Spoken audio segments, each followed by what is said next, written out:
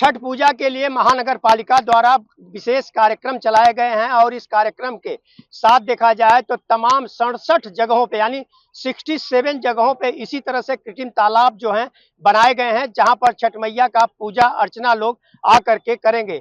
नहाए खाए के बाद ये देखा जाए तो यह इसकी शुरुआत होती है और यह पर्व जो है 4 दिनों तक चलता है। आप देख रहे होंगे कि यहाँ पर पानी से भरा यह कृत्रिम तालाब बनाया गया है, जिसमें एकदम स्वच्छ पानी भरा गया है और जिसमें महिलाएं आकर के आज जो है डूबते हुए सूर्य को अर्घ देंगी। और इसी मुद्दे पे यहाँ पर महिलाएं हैं, इनसे भी हम बात करना चाहेंगे और जानना चाहेंगे कि इस पर्व का महत्व क्या होता है। मैम, मैं आपसे जानना चाहूंगा कि छठी मैया का पर्व अपने आप में काफी महत्वपूर्ण होता है। आप बताएं कि इस पर्व में लोग व्रत रहते हैं तो क्या क्या चीजें जो है ध्यान में रख करके व्रत किया जाना चाहिए। यहाँ पे पहले तो छठी मैया की जय करती हूँ। और मैं एक बात तो ये भी बताना चाहती हूँ कि मैं भारतीय जनता पार्टी जो हमारा है, छठी मैया के लिए वो भी बहुत सारे मेहनत किए हैं। हमारे आमदार अतुल भातलकर साहब जी भी हैं, वो भी बहुत मेहनत किए छठी मैया के लिए। जो नगर सेवक हैं वो भी मैं आपसे बहुत जानना चाहूंगा कि छठी मैया के व्रत में क्या क्या महत्वपूर्ण चीजें होती हैं। महत्वपूर्ण यही है चीजें कि 3 दिन का उपवास रहता है। एक लेडीज हो या जेंट्स हो, इसमें सब भाग लेती हैं, सब उपवास करते हैं। निर्जल उपवास होता है, जो पानी नहीं पीना है। और इसमें 3 दिन का उपवास है, ये बहुत संघर्ष का उपवास है। माता के लिए बहुत संघर्ष करके उपवास करना पड़ता है निर्जल। और इसमें बहुत प्रकार से व्यंजन बनते हैं और बहुत अच्छे से साफ सफाई के साथ ये सबसे कड़क उपवास माता छठ का है।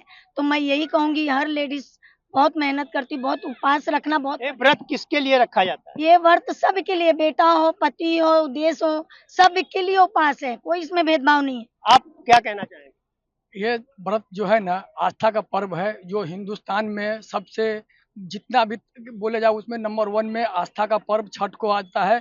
ये महाभारत काल में जो युधिष्ठिर द्रौपदी की जो बेटी एकलौती संतान थी, सुथनी नाम था उनका, तो सुथनु के ही जमाने से ही छठ हो रहा है। और रामायण काल में भी जब भगवान श्री रामचंद्र जी ने लंका पर विजय प्राप्त करके अयोध्या वापस आए थे, तो उस टाइम भी छठ का त्योहार माँ सीता जी के द्वारा पहले मनाया गया था। उसी टाइम से हम लोग मनाते हुए आ रहे हैं। आस्था का पर्व है, जिनकी नंबर सबसे मेन महापर्व में आस्था का महापर्व बिल्कुल महापर्व में गिना जाता है। आप देख रहे होंगे कि यहाँ पर कृत्रिम तालाब तो बनाए गए हैं और मैं एक जानकारी और देना चाहूंगा कि मुंबई में इस साल 27 और 28 अक्टूबर को छठ पूजा धूमधाम से मनाया जा रहा है। श्रद्धालुओं की सुविधा के लिए मुंबई महानगर पालिका पूरे शहर में एक खास इंतजामात किया हुआ है। आप देख रहे होंगे इस बार मुंबई शहर में उपनगरों में कुल 67 जगहों पे छठ पूजा का आयोजन किया गया है।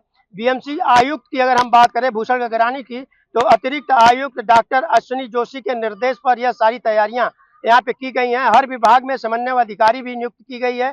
पूजा आयोजकों को मंजूरी देने के लिए एक खिड़की एक प्रणाली शुरू की गई है। हर विभाग में समन्वय अधिकारी नियुक्त किए गए हैं ताकि पुलिस और ट्रैफिक विभाग का साथ में तालमेल रहे। आयोजकों को अनुमति देने के लिए अन्य प्रकार की जरूरी मदद और आसानी से मिले, इसके लिए बीएमसी का पूरा स्टाफ जो है तैयार है। और 148 कृत्रिम जो है विसर्जन स्थल जो है इसी तरह से तैयार किए गए हैं और श्रद्धालुओं के लिए 148 कृत्रिम विसर्जन टैंक और तालाब जो है तैयार किए गए हैं। इसका मकसद समुद्र के किनारों और प्राकृतिक जलाशयों पर होने वाली भीड़ को कम करना और सबसे ज्यादा टैंक घाट को ऊपर में 44 और दहिसर में 22 और कांदीवली में 16 टैंक बनाए गए हैं। सभी जगहों पर साफ पानी और स्वच्छ माहौल की व्यवस्था की गई है और पिछले साल सिर्फ 39 जगहों पर पूजा की अनुमति थी, जबकि इस बार संख्या 67 तक बढ़ा दी गई है। सफाई के विशेष ध्यान रखे गए हैं। पूजा के दौरान अतिरिक्त सफाई और कर्मचारी और वाहन भी यहाँ पर तैनात किए गए हैं। कचरा की अगर हम बात करें तो उसे रखने के लिए तमाम